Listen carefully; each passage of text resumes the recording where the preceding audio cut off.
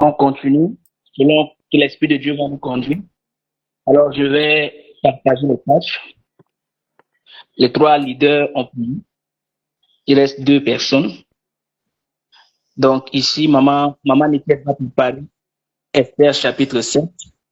En attendant qu'elle prépare Esther chapitre 7, maman Petroni va prier pour recommander la parole que nous allons écouter. J'ai pas bien suivi, Pasteur Ronald, parce qu'il y a un peu d'écho chez vous là-bas. Oui, Pasteur David, le micro donne un peu d'écho. Oui, merci, Pasteur David. Je disais que tu vas préparer Esther chapitre 7. C'est ce que tu vas lire tout à l'heure, tout le chapitre. Maman Petroni va prier pour la parole que nous allons recevoir.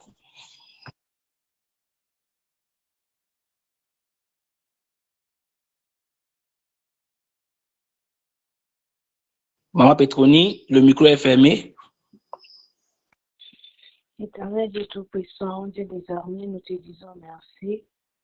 Nous te disons merci, tendre Père, et nous laissons ces moments de la parole entre tes saintes mains, éternel et désormais. Car il est écrit, tout passera, mais ta parole ne passera pas, Seigneur. Seigneur, ce soir, nous venons encore à toi pour écouter cette parole qui sortira et cette parole qui sera une bénédiction pour tous et chacun de nous. Tendre Père, parle-nous encore au travers de ton serviteur et désormais, enlève tout esprit de distraction, tout esprit qui viendra pour arracher ce que tu as mis en lui, éternel, de gloire. Laisse que tes anges, éternels, viennent encore lui remplir de ta puissance et de ta sagesse, qu'il nous parle que de ta part, éternelle, et désormais. Nous avons besoin encore d'écouter cette parole. Nous avons encore besoin de la mettre en pratique, éternel, et désormais. Viens encore remplir ton serviteur. Au nom puissant de Jésus, nous t'avons su prier. Au nom de Jésus, nous avons prié. Amen. Merci pour la prière d'ouverture. Oui, maman Nicole, c'est bon, tu peux commencer. Ok, Esther chapitre 7, je lis pour la gloire de Jésus. Il est écrit: Le roi et Aman allèrent au festin chez la reine Esther. Ce second jour, le roi dit encore à Esther, pendant qu'on buvait le vin: Quelle est ta demande, reine Esther? Elle te sera accordée. Que désires-tu? Quand serait la moitié du royaume? Quand ce serait la moitié du royaume, tu l'obtiendras. La reine Esther répondit: Si j'ai trouvé grâce à tes yeux, ô roi, et si le roi le trouve bon, accorde-moi la vie. Voilà ma demande et sauve mon peuple. Voilà mon désir. Car nous sommes vendus, moi et mon peuple, pour être détruits, égorgés, anéantis. Encore, si nous étions vendus pour devenir esclaves et servants, je me tairais. Mais l'ennemi ne saurait compenser le dommage fait au roi. Le roi Assuérus prit la parole et dit à la reine Esther: Qui est-il et où est-il celui qui se propose d'agir ainsi? Esther répondit: L'oppresseur, l'ennemi, c'est Aman, ce méchant-là. Aman fut saisi de terreur en présence du roi et de la reine. Et le roi, dans sa colère, se leva et quitta le festin pour aller dans le jardin du palais. Aman resta pour demander grâce de la vie à la reine Esther, car il voyait bien que sa perte était arrêtée dans l'esprit du roi.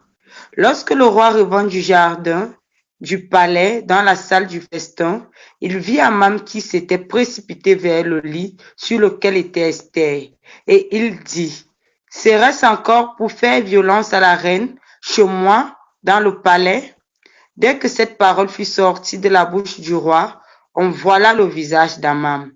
Et Harbona, l'un des eunuques, dit en présence du roi: Voici le bois préparé par Aman pour Mardochée, qui a parlé pour le bien du roi, est graissé dans la maison d'Aman à une hauteur de 50 coudées.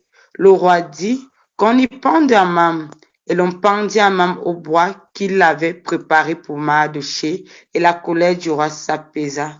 Jusqu'ici la parole du Seigneur. Alléluia, jusqu'ici la parole de Dieu. Bien-aimé, toi qui as écouté cette lecture, que le Seigneur te bénisse, que le Seigneur te parle encore ce soir, que le Seigneur se révèle à toi par le son de ma voix. que le Saint-Esprit oriente une parole qui va amener un renversement de situation en ta faveur. Peut-être qu'en ce moment, tu as des oppresseurs derrière ta vie, tu as des forces maléfiques qui complotent contre ta vie, tu as des Haman qui se sont levés pour nuire à ta vie, mais le Seigneur te rassure par ma bouche ce soir. Tout Haman dans ta vie sera renversé, tout Haman dans ta vie sera pendu, tout Haman dans ta vie sera dans la confusion, tout Haman dans ta vie va échouer ce soir au nom suprême Amen. et glorieux de Jésus, parce que le Seigneur est le Dieu qui renverse les desseins maléfiques de nos adversaires. Le Seigneur est celui qui déjoue les plans machiavéliques de nos oppresseurs. Le Seigneur est celui qui amène à la confusion les plans élaborés par nos détracteurs. Et ce soir, bien-aimé, quelle que soit l'oppression dans ta famille, quelles que soient les attaques dans ta famille, quelles que soient les attaques dans ton ministère, il est le Dieu qui renverse les situations. Il est le Dieu qui change les situations en ta faveur. Et il m'envoie te dire que tu n'as rien à craindre. Alléluia. Nous avons lu une merveilleuse histoire dans ce passage de Esther chapitre 7. Mais bien aimé, ne regarde pas ça comme une histoire, mais regarde ça comme une parole que le Seigneur t'envoie pour changer ta situation. J'aime toujours le dire aux gens que toute histoire qui est écrite dans la Bible est écrite pour une personne qui traverse une circonstance particulière ou une circonstance qui ressemble à cette histoire. Alors, si toi également, dans ta situation, il y a un Haman qui s'est levé, le Seigneur te parle ce soir, il va renverser cet Haman, quel que soit son décret, quels que soient ses plans, quelles que soient ses élaborations maléfiques, le Seigneur va renverser toute ordre qu'il a élevé contre ta vie. Alors, ici, j'aimerais nous amener dans ce passage, je vais scinder ce passage en 3 parties. Bien-aimé, lorsque tu lis la parole de Dieu, il faut chercher à comprendre ce qui est résumé dans ce que tu lis. Quel est le message fort que le Seigneur veut t'envoyer dans ce passage? Alors, dans ce passage ici, il y a 3 choses que je voudrais énumérer. La première des choses, ici, nous voyons Haman, qui est l'ennemi du peuple juif. Haman, tout le monde connaît Haman, il était l'ennemi du peuple juif. Il a subi le même sort qu'il avait préparé pour Mardochée. Nous voyons en deuxième lieu Esther. Nous voyons en deuxième lieu Esther qui, par son courage et sa foi, révèle le complot au roi. Alléluia. Et en troisième lieu, nous voyons également Dieu lui-même qui manifeste sa justice et sa souveraineté en transformant la menace contre le peuple juif en victoire. C'est pourquoi j'ai intitulé ce thème « Le renversement divin ». Alors, pour l'histoire, dans un cadre historique, parce que quand on voit une histoire comme celle de Esther, dans un cadre historique, je voudrais d'abord nous faire comprendre que le livre d'Esther est un livre qui parle. C'est un livre que Dieu a permis pour nous amener à comprendre que quels que soient les liens, quelles que soient les forteresses dans lesquelles une personne qui marche avec Dieu peut se retrouver, Dieu peut changer les données. Alors, Esther, ici, est un livre qui se déroule pendant la captivité. Alléluia. Et donc, quand je parle de la captivité ici, je parle particulièrement de la captivité du peuple juif. Les Juifs étaient captifs en Perse.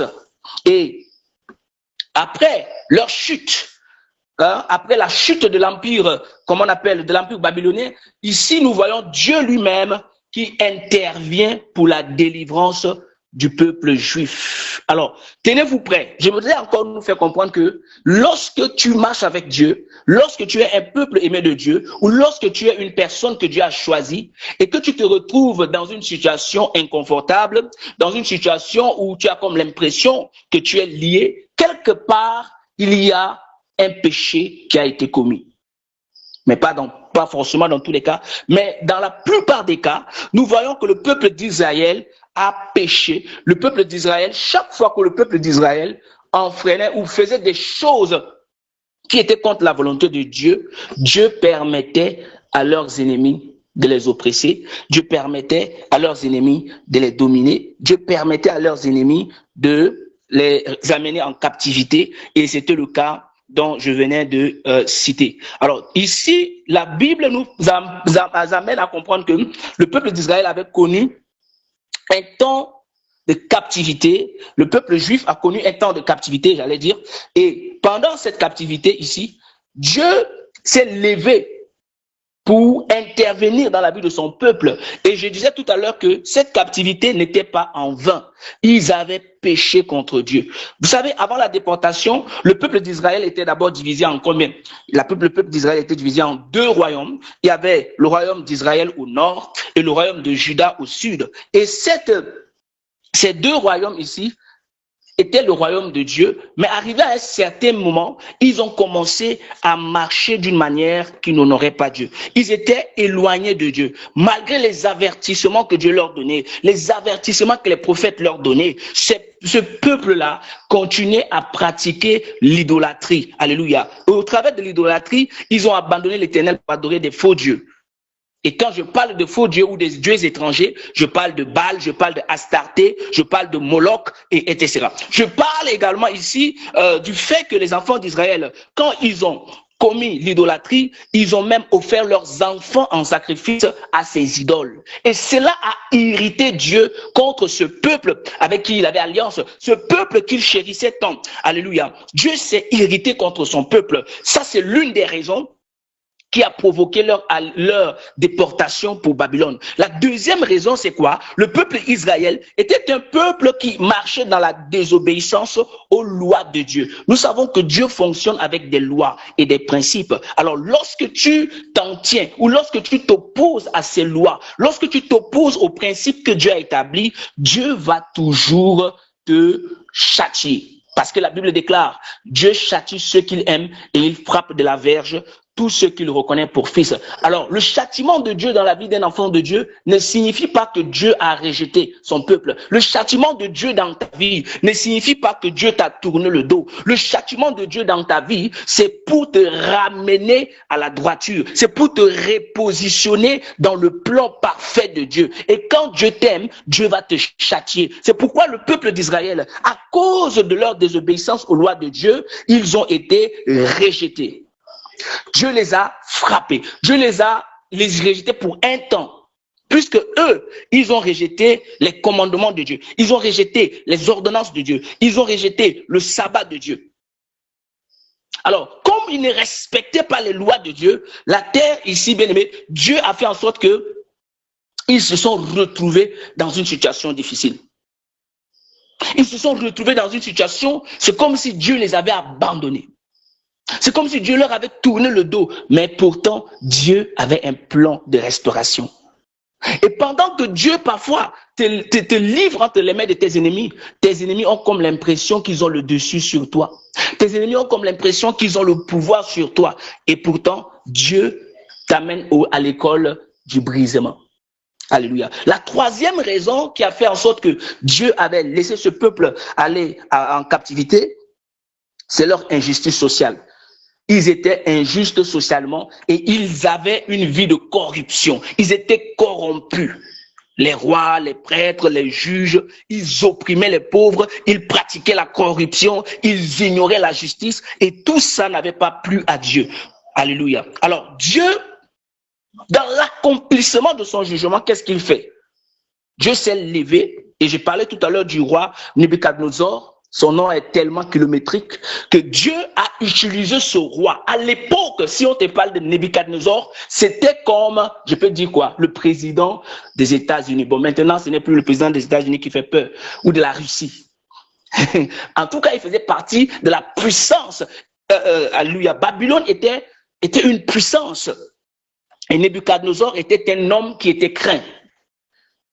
Et il avait attaqué Jérusalem. Jérusalem, je rappelle, si je ne me trompe pas, c'est la capitale de Juda. Tout à l'heure, je disais que Israël était divisé en deux. Juda au sud et Israël au nord. Le royaume d'Israël au nord, pour capitale Samarie.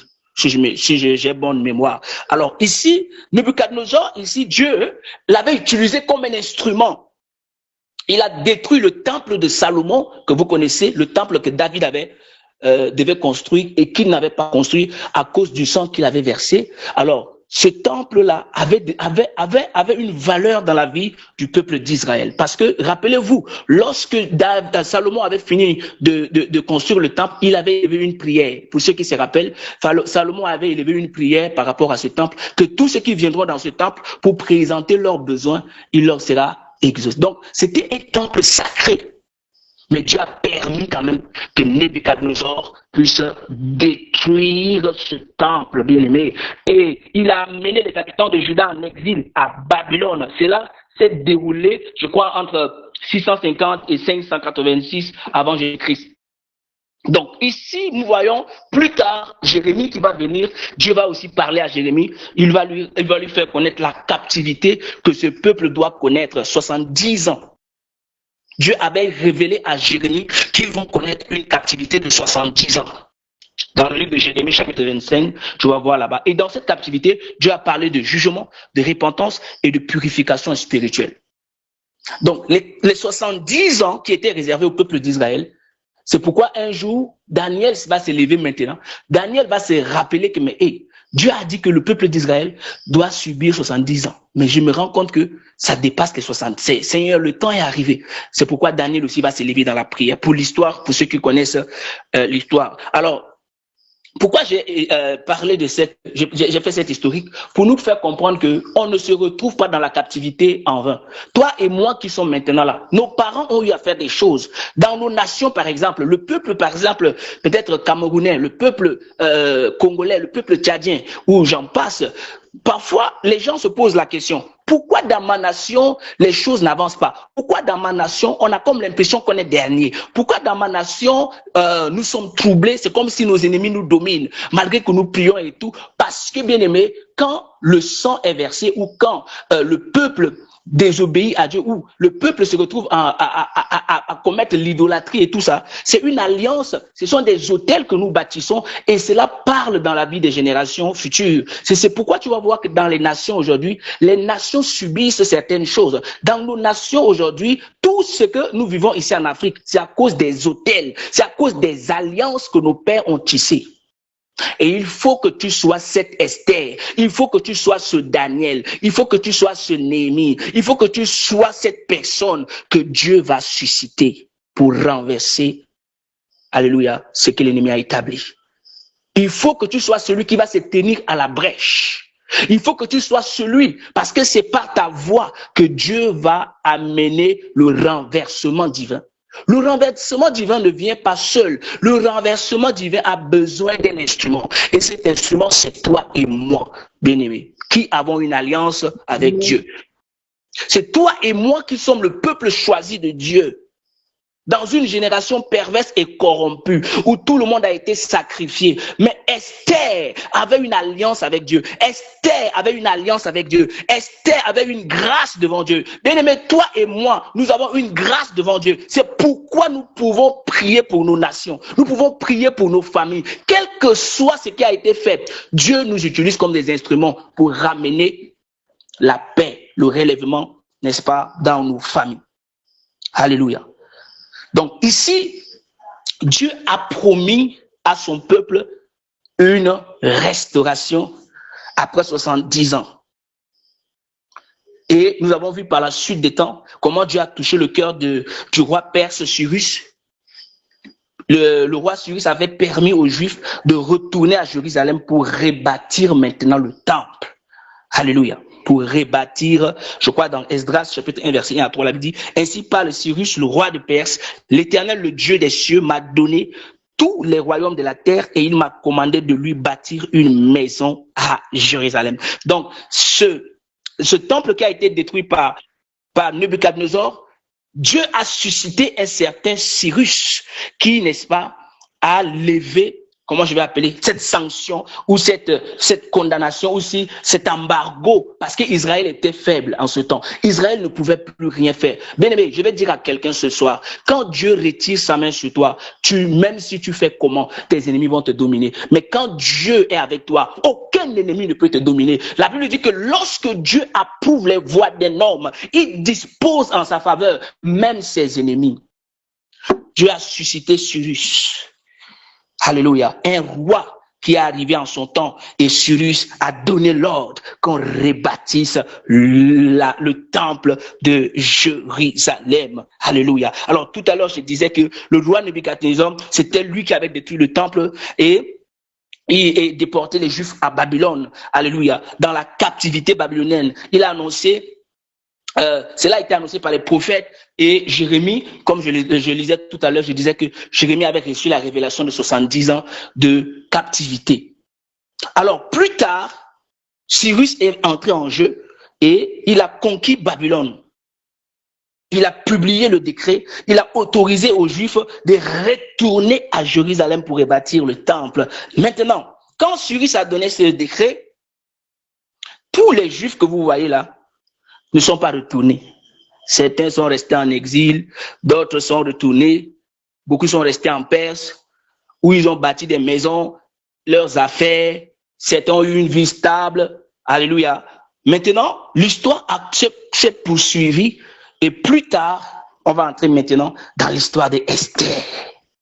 On retrouve maintenant un roi du nom de Xerxès Ier, mais on le connaît beaucoup plus sous le nom de Assuérus. Assuérus, ici, c'est Xerxès Ier. Donc, Assuérus, quand il est arrivé, lors de son règne, le roi Assuérus a fait quoi? Il a eu un immense empire de l'Inde jusqu'à l'Éthiopie, bien aimé. Il comprenait combien de provinces? 127 provinces.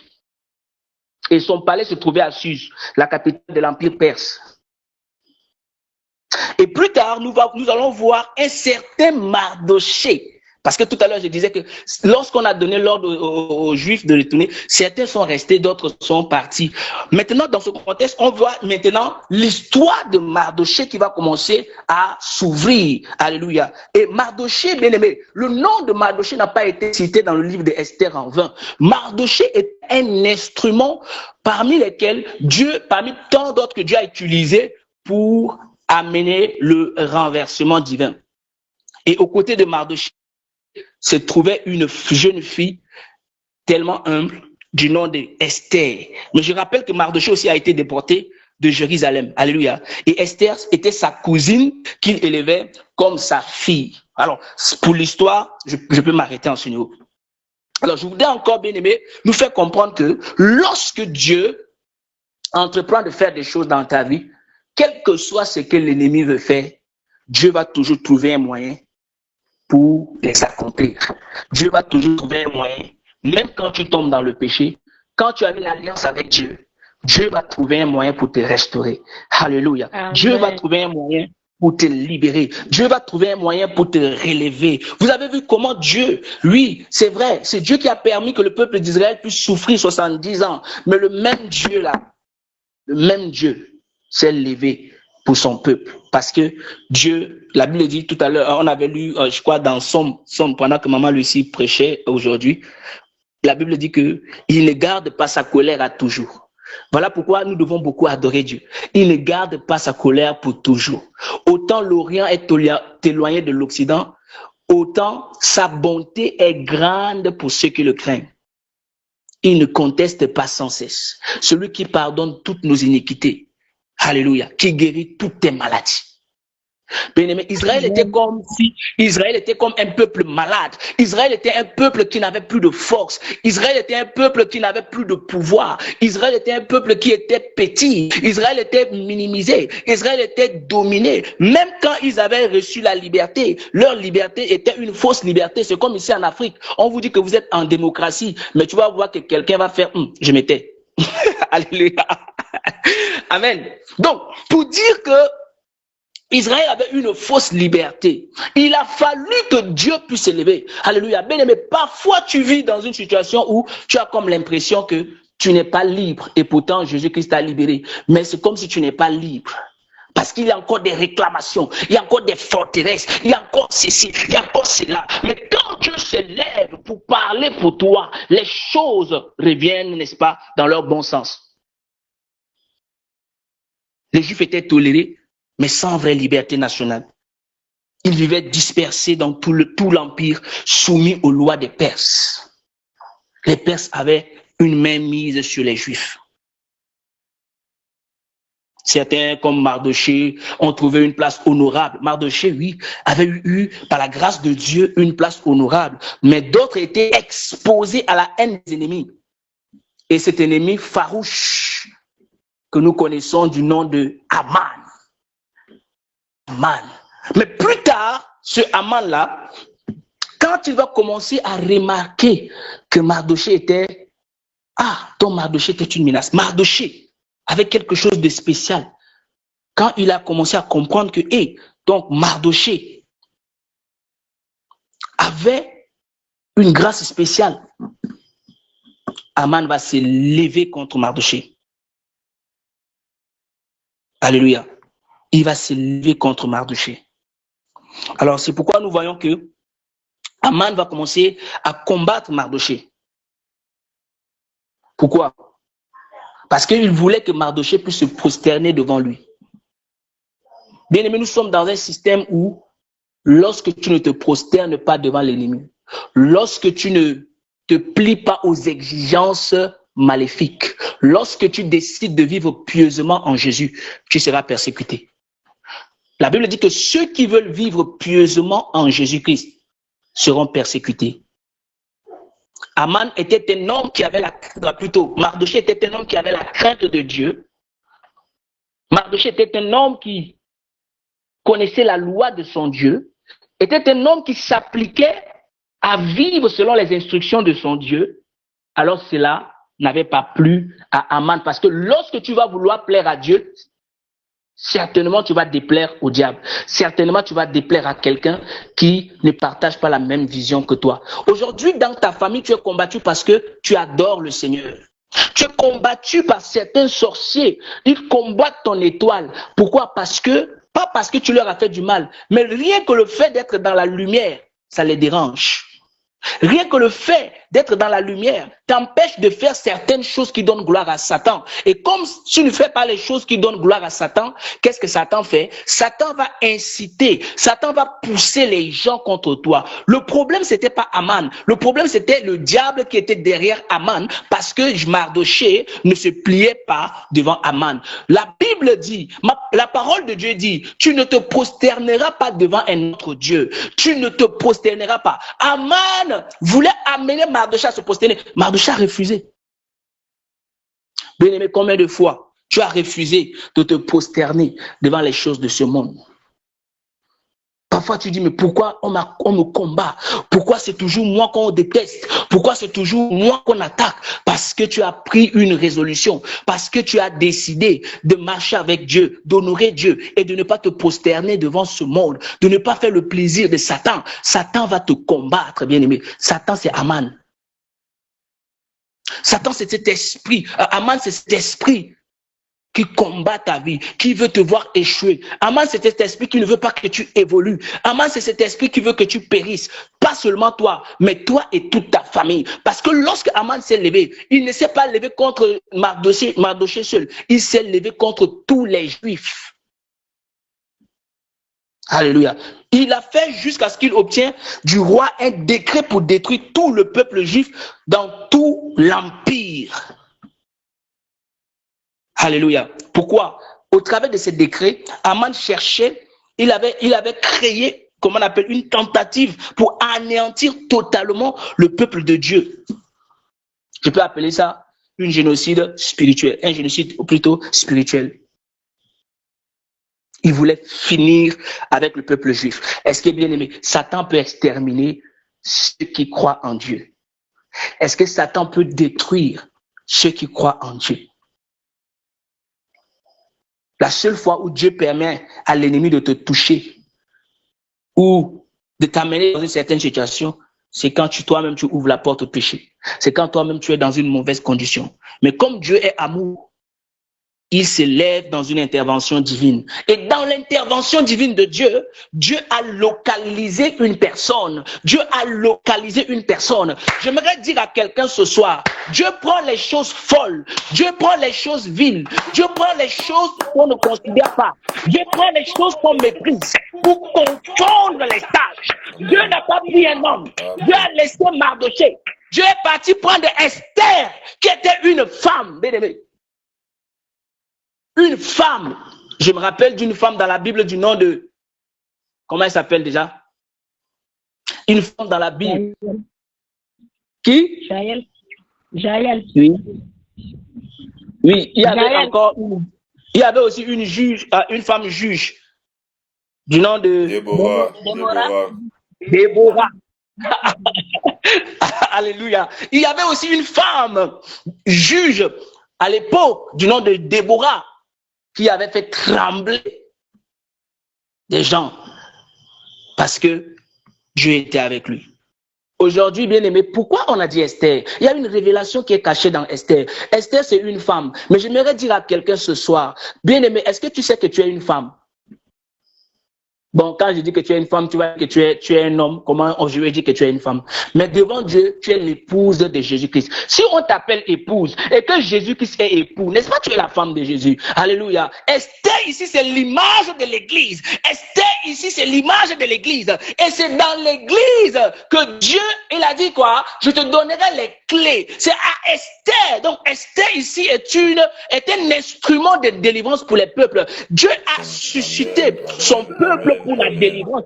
Dieu nous a suscité pour la délivrance des nations. Dieu nous a suscité pour la délivrance de nos familles. Dieu nous a suscité pour la délivrance de nos frères. Dieu nous a suscité pour libérer. Tu ne peux pas être chrétien et dans ta famille, la sorcellerie domine. Tu ne peux pas être chrétien et dans ta nation, les choses ne marchent pas. Tu as l'autorité de Dieu. Tu as l'autorité divine. Tu as la grâce de Dieu. Tu as la faveur de Dieu. Tu dois te lever dans ton autorité parce que tu es l'épouse de Christ. Amen.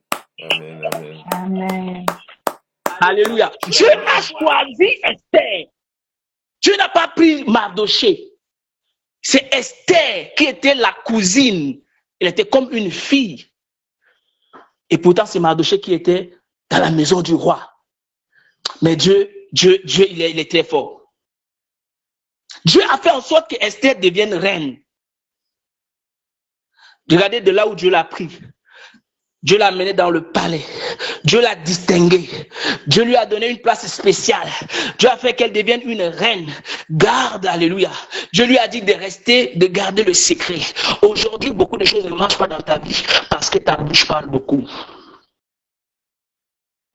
Dieu a utilisé Mardoché. Il a dit à Esther, garde d'abord secrète ton identité. Ton identité.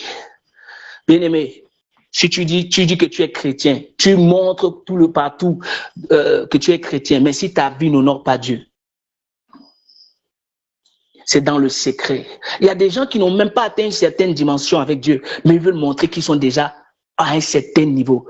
Dès qu'on lui donne la révélation que Dieu me révèle que tu vas devenir un grand porteur de destinée, c'est fini, il ne respecte plus les gens. Dieu m'a révélé que tu seras prophète. C'est fini. Il ouvre directement son église, il met prophète. Et comme Dieu t'a déjà consacré avant que tu ne sois conçu dans le sein de ta mère, c'est vrai, Dieu te prépare à être. Quelqu'un disait que l'appel et l'envoi, c'est deux choses différentes. Dieu peut t'appeler, mais il y a un temps où Dieu te prépare dans le secret pour t'envoyer. Toi, tu commences déjà à dire partout, je suis ceci. Je vois ceci, tout ce qui se passe dans ta vie, tu veux parler. Et le sorcier qui est à côté de toi dit que je te vois venir. Il veut te combattre comme Joseph. Alléluia. Bien-aimé, il y a des choses qu'un enfant de Dieu ne dit pas n'importe comment. Je peux voir dans le règne spirituel des choses qui se passent, mais il y a des milieux où tu te tais. Tu pries en secret. Tu détruis leurs œuvres. Eux-mêmes, ils ne savent pas comment ils sont atteints. Ça vient de partout, mais ils ne savent pas si ça sort d'où. Mais lorsque Dieu va t'amener à un niveau où il doit te révéler au monde, il va le faire. Même Jésus a dit que mon heure n'est pas encore arrivée. Les disciples ont dit que va te montrer. Il a dit que non, attendez, mon heure n'est pas encore arrivée. Alléluia. Alors, nous avons vu sur la demande de Mardoché, Dieu a utilisé Mardoché pour coacher. Dieu a utilisé Mardoché pour encadrer. Dieu a utilisé Mardoché pour être un mentor pour Esther. Et lorsque Dieu a utilisé Mardoché dans la vie d'Esther, Esther a commencé lui-même, Esther a a pris les choses en main, elle a décrété 3 jours de jeûne et de prière. Bien-aimé, il y a des situations où, bien-aimé, à un certain niveau, tu dois entrer dans le secret. À un certain niveau, ce n'est plus ton mentor. Oui. Esther a dit à Mardoché, toi aussi tu dois gêner. Alléluia. Et Mardoché s'est soumis. Esther a dit que même les chiens doivent gêner. Les chiens ont gêné. Tous les animaux doivent gêner. Esther a dit, même les bébés doivent gêner. Et les bébés ont gêné ce jour-là. Bien, mais je vais te dire ceci. Arrivé à un certain niveau, Dieu, tu dois parler avec Dieu. Tu dois laisser Dieu t'impacter. Tu dois laisser Dieu te parler. Oui, il y a un temps de préparation. Il y a un temps où on doit te coacher. Mais il y a un temps où c'est le Saint-Esprit qui va te conduire. Ça, c'est très bien ça. C'est le Saint-Esprit qui va te conduire. C'est le Saint-Esprit qui va se révéler à toi. C'est le Saint-Esprit qui va te donner des codes que ton père spirituel ne peut pas te donner, que ton je sais pas qui ne peut pas te donner. Mais est-ce que cela veut dire que tu dois négliger ton père spirituel? Non. Esther, malgré qu'elle recevait des choses de Dieu, elle est restée soumise. Elle est restée respectueuse devant Mardoché parce que Dieu a utilisé Mardoché pour l'encadrer. Mais elle est allée encore plus loin. Elle est encore allée dans le secret. Elle a creusé dans le secret pour que Dieu lui dise que tu dois prendre 3 jours de jeûne et de prière que beaucoup ne comprennent pas aujourd'hui. Il se lève comme ça, il prie à sec, il mange pas 3 jours, mais rien ne change dans sa vie. Parce que Esther ne le faisait pas pour le plaisir. Elle portait un fardeau. Bien aimé, j'aimerais dire à quelqu'un ce soir, tu ne peux pas gêner sans porter le fardeau. Si tu ne portes pas le fardeau de ta nation, ne va pas gêner. Ne va pas gêner. Alléluia. Ne va pas gêner. Esther ne s'est pas levée comme ça et puis elle dit que bon, je ne vais pas manger 3 jours, je ne bois pas de l'eau 3 jours comme beaucoup le font aujourd'hui. Tu vas voir quelqu'un jeûner, mais son cœur n'est pas là. Le jeûne d'abord c'est le fardeau. Esther portait le fardeau. Si l'Église ne porte pas le fardeau des nations, les frères maçons vont toujours dominer. Les sangs seront toujours, les gens vont verser beaucoup de sang. Même quand on vient à la prière, on dit prions pour la nation. Tu vas voir quelqu'un prier seulement comme ça. Il ne pleure pas devant Dieu. Esther pleurait devant Dieu parce qu'il voulait voir son peuple être libéré. Est-ce que toi tu as prié pour ta nation? Est-ce que tu as pleuré? Tu as pris un temps de jeûne? Tu as déchiré tes vêtements comme l'avait fait Daniel? Daniel a pleuré. Daniel a pris 21 jours de jeûne et de prière spécialement pour les 70 ans qui étaient révélés à Jérémie. Parce qu'il disait que c'était de trop. Comment nous qui sommes un peuple qui a une alliance avec Dieu, nous souffrons comme ça, Seigneur? Et pourtant, la Bible nous fait comprendre que Daniel n'avait rien à voir, mais il s'est identifié au péché de ses pères. Bien-aimé, parfois tu n'as pas besoin de péché pour demander pardon. Tu dois t'identifier au péché de la nation pour demander pardon. Tu dois t'identifier au péché de tes ancêtres. Tu dois t'identifier au péché de ton père. Tu dois t'identifier au péché. Ce n'est pas parce que toi tu as péché. Toi tu es justifié par Jésus. Mais il y a des gens qui subissent la captivité dans ta famille. Esther pouvait dire quoi? Je suis dans le palais. Je n'ai pas besoin de prier pour cette nation. Je n'ai pas besoin de prier pour ces juifs parce que moi, je suis au palais. Je mange bien, je dors bien. Mardoché aussi pouvait dire, je suis au palais. Ils ont dit non, il ne s'agit pas de nous. Il s'agit d'un peuple. Beaucoup de chrétiens sont devenus égoïstes parce que Dieu t'a positionné. Tu oublies les autres. Tu ne pries plus pour les autres. Tu vois comment les gens sont secoués, ont des problèmes. Ça ne te dit rien. Toi, ton problème, c'est que Dieu te positionne. Ça va. Et pourtant, Dieu t'a suscité à dessein. Dieu t'a suscité pour libérer les captifs. Dieu t'a suscité pour délivrer les captifs. Mais si tu ne portes pas ce fardeau, comment tu vas libérer ta famille? Il y a des gens qui meurent dans la sorcellerie. Il y a des gens qui te bloquent. C'est pourquoi Mardoché a dit que fais attention. Oh, j'ai aimé la remarque. J'ai aimé ce que Mardoché a dit à Esther. Mardoché a dit à Esther que tu penses que comme ça ne te concerne pas, tu penses que comme toi, tu es dans la maison du roi, ne pense pas que tu seras épargné. Dès que Mardoché a parlé à Esther, Esther a eu directement la révélation de 3 jours de jeûne et de prière. Mardoché a dit que fais attention. Ce n'est pas parce qu'aujourd'hui ça va pour nous que c'est bon. Hein? Il y a l'esprit de réclamation qui est là. Hein? Fais très très attention. Alléluia. Un jour pendant que je prêchais, le Seigneur m'a amené dans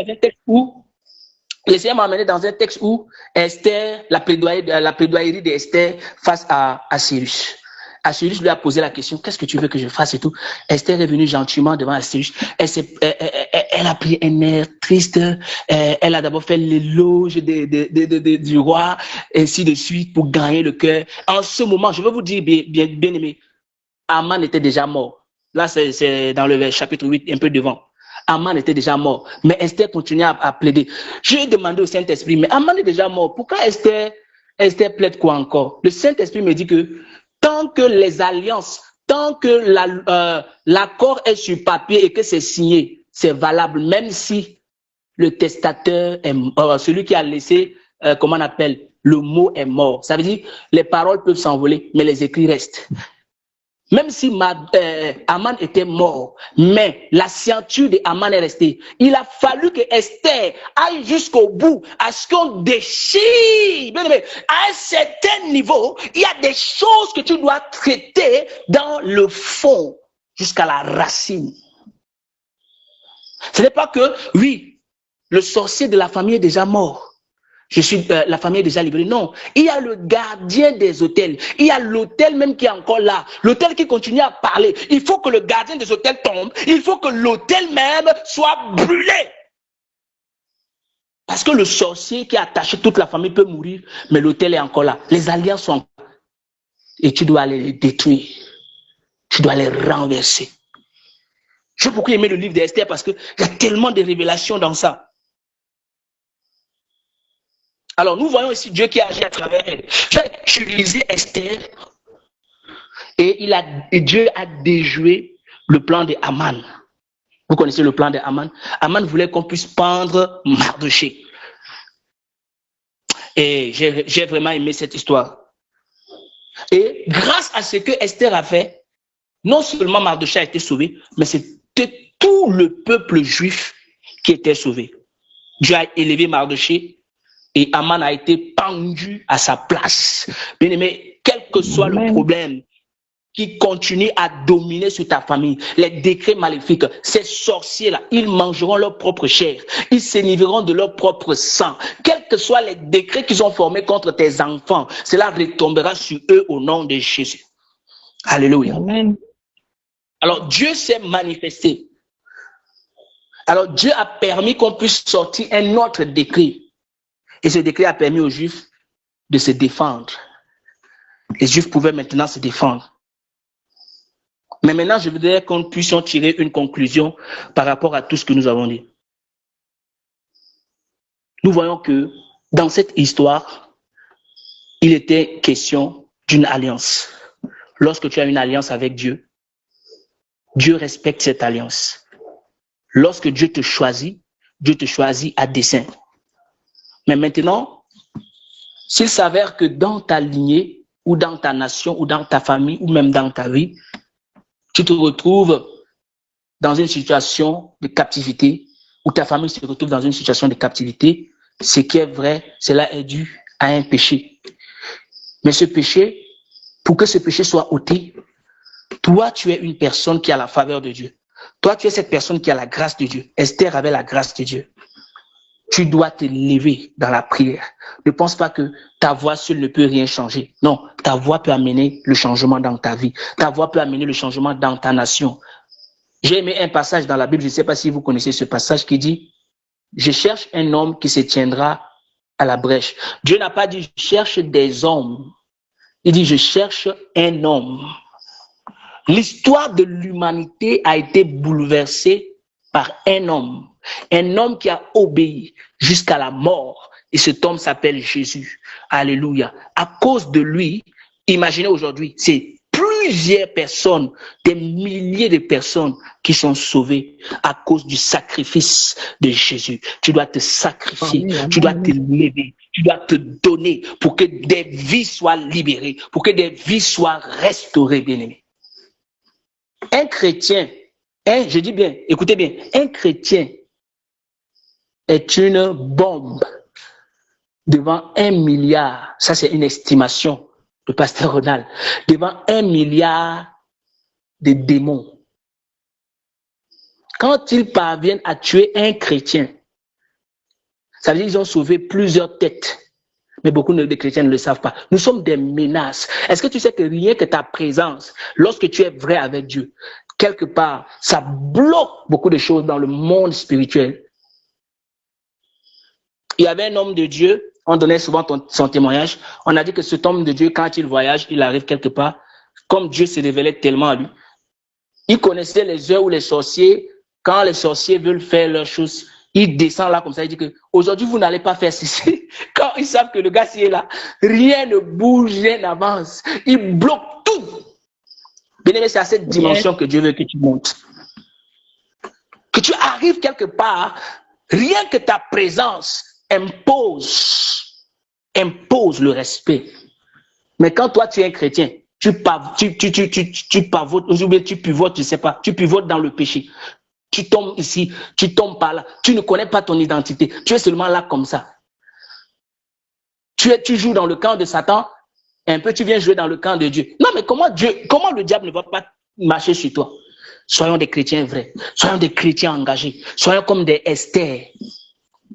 Va lire les caractéristiques de Esther. On n'a pas le temps. On n'a pas le temps pour lire les caractéristiques de Esther. Esther, là, elle avait beaucoup de caractéristiques. Elle était soumise. Son problème, c'est pas parce qu'elle était belle. Hein. Quand elle a pris la place de l'autre, c'était même d'abord sa place. Elle a récupéré sa place. Elle avait beaucoup de vertus, beaucoup de valeurs. Beaucoup de chrétiens n'ont pas de valeurs. Tu es chrétien, mais en même temps, tu fais les mauvaises choses. Tu te compromets. Un jour comme ça, elle était entrée dans le palais. Elle a brisé le protocole. Elle est entrée là où il ne fallait pas. Elle est entrée dans le conseil des rois, là où les femmes ne devaient pas entrer. Elle a brisé le protocole. Oh my God. Elle est entrée. Un enfant de Dieu, la Bible dit que tout lieu où foulera la plante de tes pieds, Dieu te donne en possession. Tu peux arriver dans un endroit où on a dit que ici personne n'entre, mais toi tu vas entrer parce que tu as le mandat divin. Tu as la permission de Dieu qui te permet d'entrer, de posséder les lieux. Là où elle ne devait pas entrer, elle était entrée. Les gens pensaient que le roi allait condamner Esther, mais Dieu avait fermé sa bouche. Toutes les fois où tes ennemis vont se lever, Dieu va fermer leur bouche. Alléluia. Tu vas parler de Jésus partout, tu vas prier partout. On a dit que comme il y a des choses qui se passent, il ne faut pas prier à haute voix parce que si les autorités entendent, on va venir t'amener en prison. Prie bien, mais ils vont venir, ils vont rester, ils vont se fatiguer, ils vont partir. Ils seront confus parce que tu pries avec le Saint-Esprit. Alléluia. Amen. Alors je bénis le Seigneur pour toi qui as écouté ce message. Saint-Esprit de Dieu, permets-nous de comprendre cette parole. Permets-nous de comprendre la révélation que tu veux nous donner dans cette parole. Au nom de Jésus, Saint-Esprit de Dieu, manifeste-toi, Saint-Esprit de Dieu. Touche le cœur de quelqu'un, Saint-Esprit de Dieu.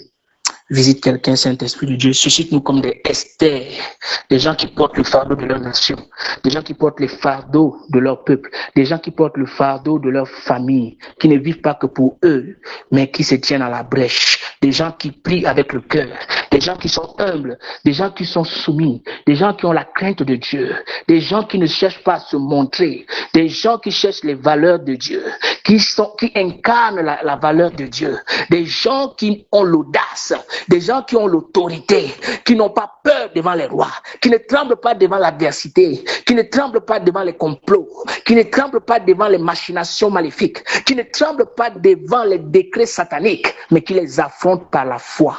Au nom de Jésus, donne-nous, Seigneur, cette grâce de participer à ton plan divin, de renversement divin, au nom puissant et glorieux de Jésus. Bénis nos nations.